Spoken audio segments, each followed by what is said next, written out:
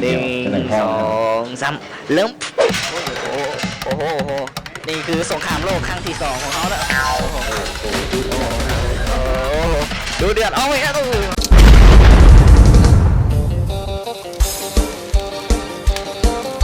สบายดีเนาะนี่อยู่กับตังเตอรี่อยู่ในช่วงไปเลยไปเลยว้าวเลาะซีแตกว้าวเอาวันนี้เรามาอยู่ที่ห้างไก่ได้เราอยู่ที่ห้างนาง12เนาะวันนี้เรามาอย่างสามสาวมีคนคัดเนาะนี่มาเบิ่งออฟฟี่เนาะแข่งขันจินไวอยู่ห้าง3 สาวเนาะโอ้โหวันนี้ติดท็อป1 ใน 5ฮะกระบาอยู่ได้ไหมจังไรกาได้เวลาที่เราแข่งขันแล้วโอ้โหมาเสียเป็นพิเศษเลยนะเดี๋ยวเขาไปสัมภาษณ์ความรู้สึกออฟว่าจีชนะหรือบ่ไปมันนี่อาจจะบริวารหลายนะแบบตื่นเต้นแล้วก็ทำสมาธิเนี่ยได้มีการเตรียมตัวยังไงมาฮอบซิงมาเนี่ยมีแต่นอนตื่นมากินข้าวแล้วก็มาเลยโอ้ยยังมีการกินข้าวนะคือว่าบทธรรมดาได้นี่ก็ออมพอก็มีน้ำหนักตัวถือว่าคู่ต่อสู้ได้อาจจะยังมูน้ำหนักกูว่าเป็นคนที่ว่ามีน้ำหนักหลายเนาะก้าวไปบันไดกระสั้นกองไฟยาวประมาณ8 เมตรแมนเล่าบัดนะแค่ไหนจะสู้ๆเนาะเอาแบบที่เป็นกำลังใจให้คนอื่นเนาะบ้านกูเป็นกำลังใจกูเลยมันเป็นกำลังใจให้ออฟเขาเนาะเจ้าอย่างมาแล้ววันนี้มีเจ้าคาโบนาร่าเจ้าคาโบนาร่าต่อมาเป็นเจ้าอย่างก่อนเจ้าอย่างเจ้าหวานเจ้าสุกี้เจ้าพิเศษสำหรับออฟเจ้าพิเศษเจ้าอย่างไปปรุงเองนะหันไปเบิ่งคู่แข่งไปเบิ่งแล้วสุดยอดเลยแล้วว่าเราโบได้มากินเราโบได้มาแข่งเรามาเป็นแซมเดี๋ยวเขาตัดภาพมาที่เขาเปิดเพลงเนาะฉันมาทำอะไรที่นี่มื่อนี้ออกไปเที่ยวไหนมันสุดๆแหละถึงจะบ่พร้อมแต่ก็จะขอให้เต็มที่ในลักษณะครับแต่นี่กำลังมาสู่การกาเกี่ยมสมุนอาหารเนาะเพราะอย่างอันนี้บังไว้เลยเป็นยังใช่แบบหน่วยการแต่ละคนสุดยอดเลยโอ้โหแต่เขาบ่เป็นอย่างเนาะเอาน้ำหนักคู่เพราะว่าอะไรกันพวกไหวเจ้าของว้าวต้องติด1 ใน 3นี่นะเขามั่นใจ1 ใน 3เลยโอ้มั่นใจแต่ขนาดกูเองมั่นใจโอ้ย่านอย่างเขานักกินเนาะเบิ่งดูตอนเขากินมีกูตู้มี3 ห่อว่ะ2 ห่อ5 ห่อบ่มีเพชรนะมีเพชรอ่ะ2 ห่อมีเพชร2 ห่อมีคำหนึ่งคำละ2 ห่อเฮ้ยห่อละ2 คำตอนนี้นะออฟฟี่เฮาโอ้โหมันเป็นการแข่งขันที่ว่าใหญ่หลายเนาะเบิ่งแต่คนมาแบบมีกล้องมีอย่างอีกโอ้โหเฮามาอยู่จุดนี้ได้จังไหนวะเบิ่งนักแข่งขันแต่ละคนเนาะโอ้โหอันนี้ออฟฟี่เฮาเนาะกำลังรับอยู่ รับแล้วให้เองเอาตื่นกันมาเบิ่งไม่ยังกินมามื้อนี้ไม่กินแล้วมีแต่ผักได้วะเบิ่งไอ้ข้างเลยโอ้เป๊ปซี่2 จอกวันนี้หวานปากแล้วก็เบลเกอร์เฮ้ยบ่ให้มึงกินอ่ะเอาบ่นั่งเฮ้ยโอ้โหยังรอเลยว้ายFC มันก็มาโอ้โหคู่แข่งของเราเนี่ยมึกเศร้านี่จะได้กินยังมาบ่เราได้ทำพลาด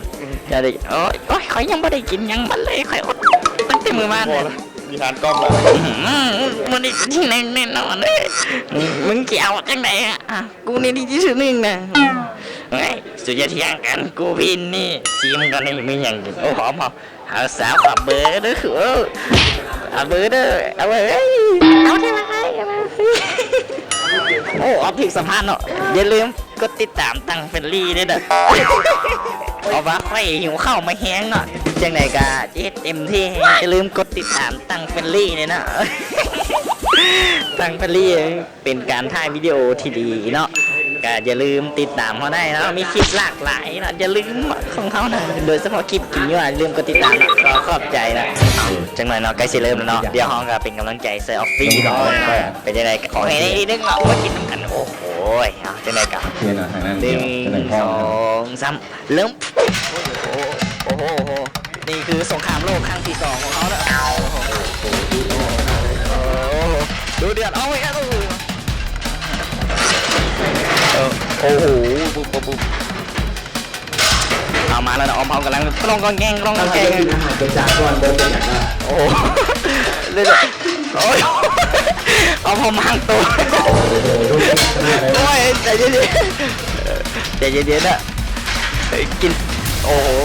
กินฟรี5 ปีแล้วประมาณนั้น1 ปี ดูอย่างไรนะ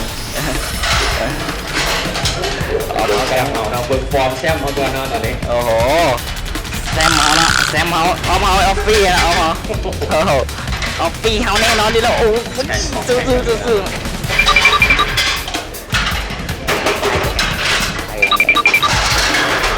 เลยกัน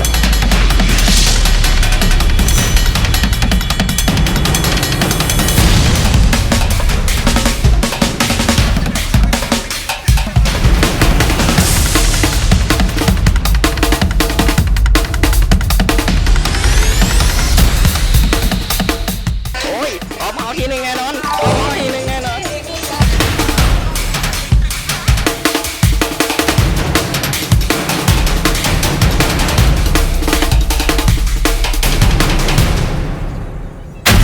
3 นาทีต่อ3 ปีแล้วเนาะตอนนี้สู้ๆไหมคนอื่นยี่บนแล้วเหรอไม่ต้องกดดันนะ จัดหนักจัดเต็มมาก โอ้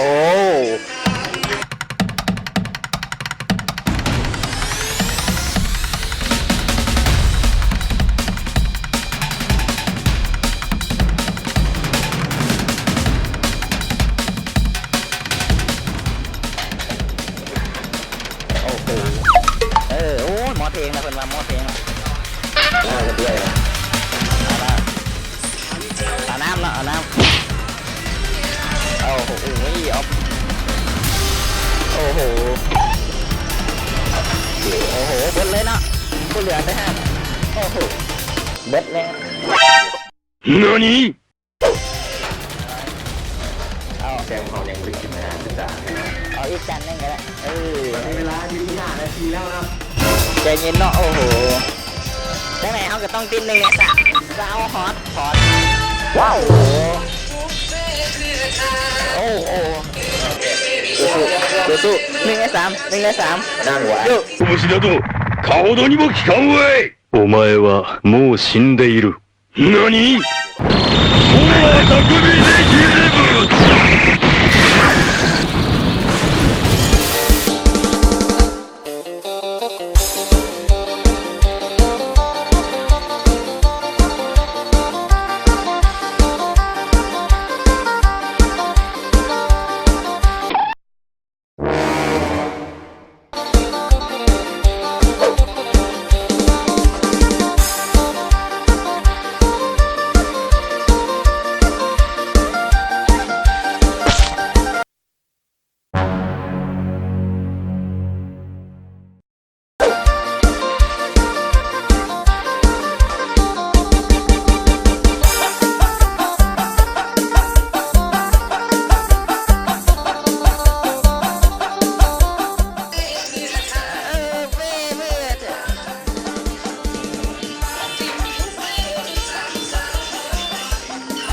ใกล้จะฮอดเวลาสักปีแล้วนะ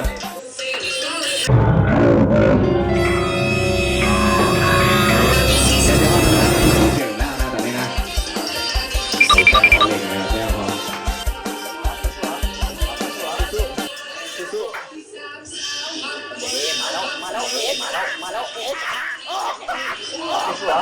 ติด1 ในสู้ติด1 ใน 3มั่นใจเลย1 ใน 3มาแล้ว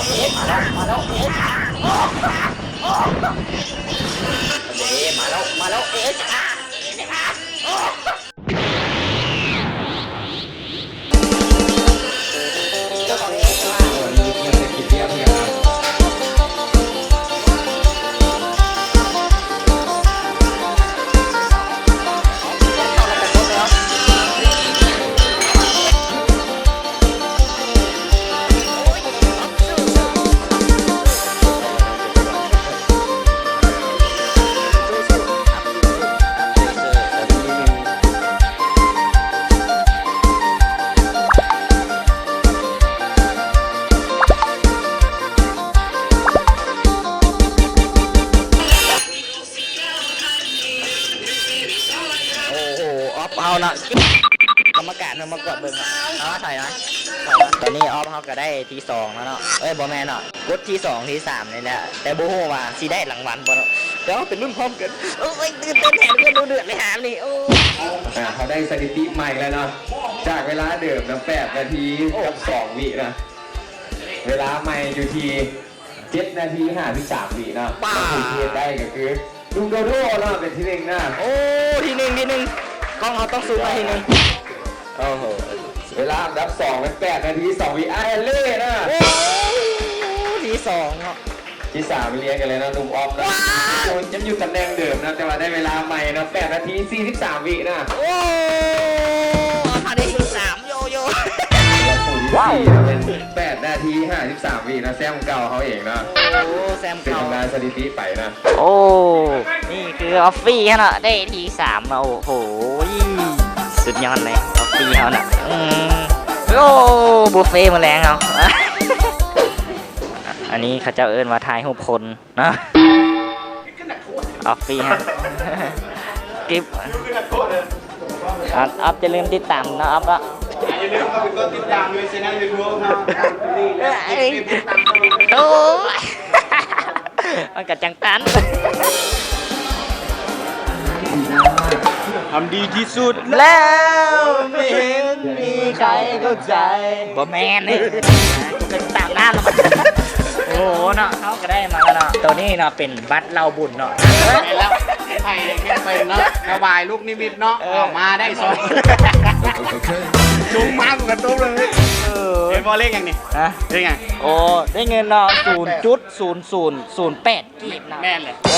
โมเมนต์800,000 อ๋อ 800,000กีบ ได้เงินรางวัล800,000กีบเนาะได้ที่ยัง ฮะ ได้ที่ยัง ออกได้ที่3ออกได้ที่3 โอ้ยว่าแล้วต้องติดหนึ่งคือติดท็อปแน่นอนเลยต้องติด1 ใน 3ต้องติด1 ใน 3ว่าอย่างเอสมาเฮาเบิ้งแต่การกินโอ้โหขนาดเฮา2 คนยังบ่ไหวแล้วบักตะเกิงเอ้ามันแก่กินแล้วนี่โอ้โหรู้สึกยังไงเลยตอนนี้ ปวด5อีลีอันนี้ตรง ตรงๆเลยว่ะ ๆแบบเขาหยัดเป็นลายนะ แล้วมันกดไหลย้อนธรรมดาต้องคอยกินให้กระเพาะมันหับได้ แต่อันนี้หยัดเข้าแล้วมันตัน มันตันแล้ววันนี้ไอ้นี้อันนี้เป็นกลแล้วมันพังขึ้นมาโอ้โหเห็นบอช่วงหนึงเนาะไผ่เบิ้งไผ่เห็นออฟนั่งซึ้งแล้วมันอึกขึ้นมาน่ะนั่นแหละกดมันไหลย้อนคืน โอ้ อื่นลงนั้นมันติดอยู่แถวนี่แหละ ติดอยู่น้ำนม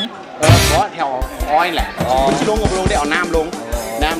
ถ้าสมมติว่าน้ำมาไว้กว่านี้หรือว่าอย่างไรโอ้เพชรดีแล้วแหละแต่ผักโบซุกอื่นโบลงมันคาเนาะไผ่เคยถึกเท็กเจอร์แบบมีประสบการณ์ที่ผักบงคาคอป่ะ โอ้ยมีฮอตเกมหมักต้อง บงคาคอเป็นนั่นแหละมันคาคอแบบเล็งเวลามาได้สุดๆละแบบไอ้ทั้งข้างอะนะออกแตงแล้วแต่มาเสียตอนท้ายเท่านั้นเหลืออีก3 คำมันนะอีก3 คำสุดท้ายนะ เลือกได้ทีนึงในเบิ้งกินโอ้ แหละตอนนั้นจุกแล้วแล้วมีเสียงหนึ่งออกมาออฟสู้แหละเสียงเซียวให้เลย โอ้ยแถว จ เนาะ นมีกำลังใจตักจับกล้องกับออฟเฮ้ยมันต้องสู้เลย3 คำสุดท้ายว่ะคนละอึบละ ว้าวโอ้ยมึงกินเนี่ยมึงหนาอยู่ซื้อ เป็นป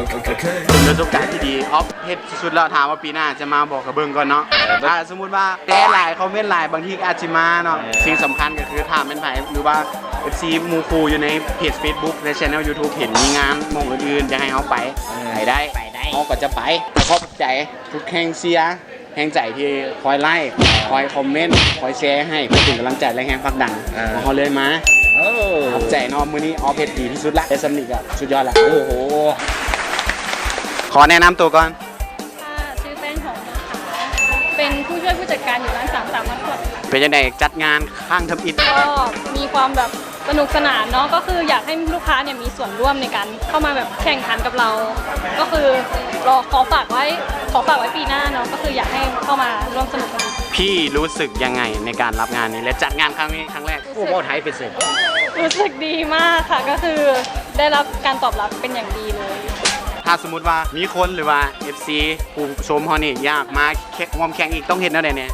คือเดี๋ยวรอติดตามทางเพจ Facebook 33มัดคอดได้เลยนะคะ ขอฝากห้านเลย จะอยู่ในถนนเส้นสายลมนะคะตลาดฟังทอง 450 ปี แล้วก็อยู่ข้างๆกับร้านโกดังได้เลยหันขึ้นมาอยู่ข้างชั้นบน ขอบใจหลายๆ